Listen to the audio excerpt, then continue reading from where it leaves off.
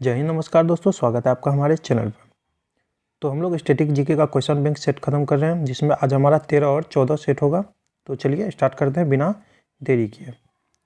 पहले प्रश्न से पहला प्रश्न है हमारा, फायरवॉल के संबंध में निम्नलिखित में से कौन सा कथन सही नहीं है। तो डायरेक्ट उसी पे चलते हैं। यह वेद संचार के पारगमन की अनुमति नहीं देता है। यह वेद संचार के पारगमन की अनुमति नहीं देता है। सभी विभिन्न खेलों के कोचों के बीच सर्वश्रेष्ठ कोच को किया जाने वाला पुरस्कार निम्नलिखित में से कौन सा है। तो द्रोणाचार्य पुरस्कार, यह कोच को दिया जाता है। द्रोणाचार्य पुरस्कार। उस बल का नाम क्या है जिससे पृथ्वी सब वस्तुओं को अपनी ओर खींचती है। सभी को पता है, ग्रेविटेशनल फोर्स यानी गुरुत्वाकर्षण।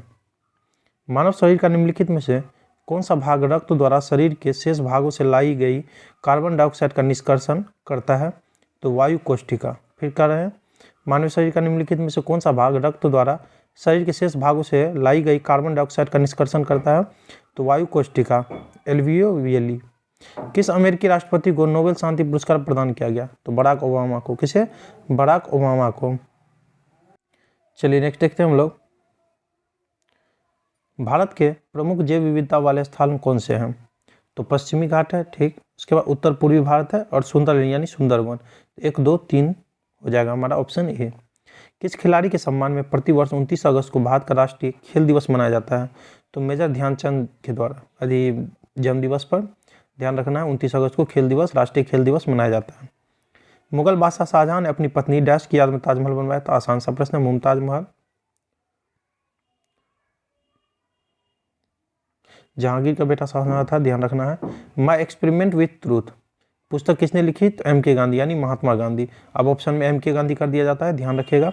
My experiment with truth Mahatma Gandhi के द्वारा लिखा गया। रंगोली बिहू असम के प्रमुख त्योहारों में से एक है, जिसे डैश के महीने में मनाया जाता है। तो अप्रैल के महीने में। कब? अप्रैल के महीने में।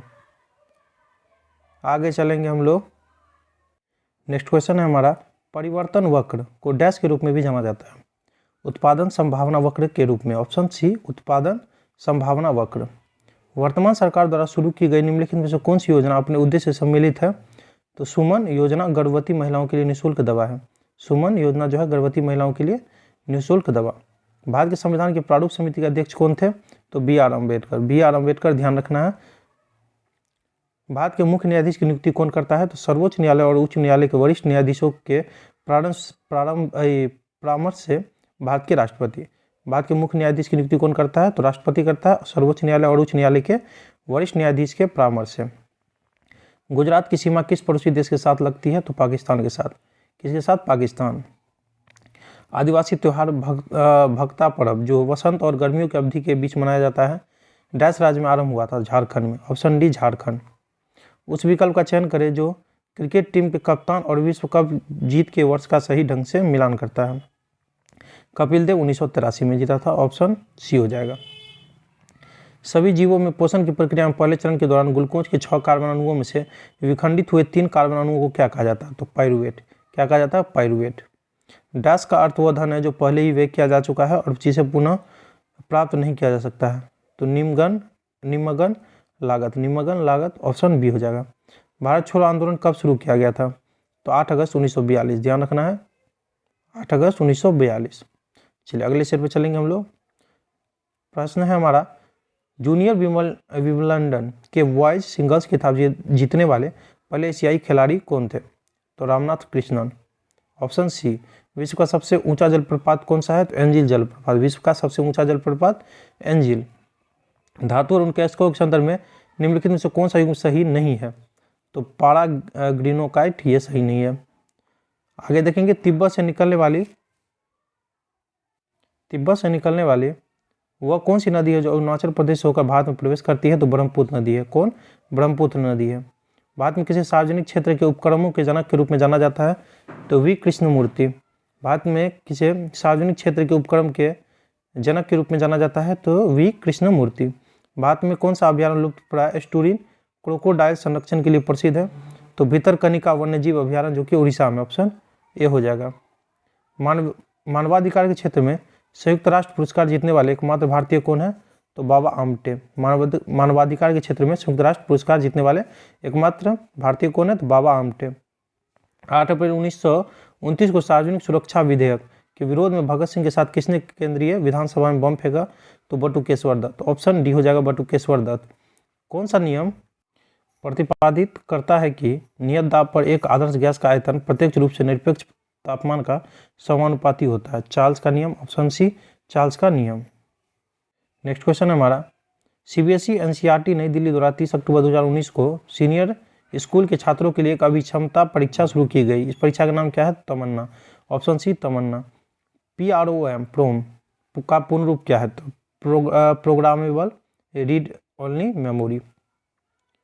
किस भारतीय सामाजिक कार्यकर्ता और राजनीतिज्ञ ने ब्राह्मणवाद के विरुद्ध स्वाभिमान आंदोलन या द्रविड़ आंदोलन का नेतृत्व किया? तो इरोड वेंकटप्पा रामास्वामी। ऑप्शन ए हो जाएगा हमारा। भारत के किस राज्य में गारो खासी पर्वत श्रेणियां स्थित है? तो मेघालय। गारो खासी जयंतिया पहाड़ियां पूछे पर्वत श्रेणी, तो मेघालय। निम्नलिखित से कौन सा नेत्र विकार मंद दृष्टि के नाम से जाना जाता है? तो एम्ब्लियोपिया। एम्ब्लियोपिया ध्यान रखिएगा डी।